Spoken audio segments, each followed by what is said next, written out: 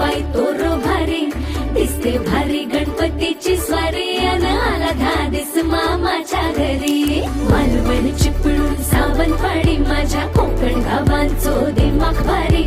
दिसते भारी गणपतीची स्वारी माझ्या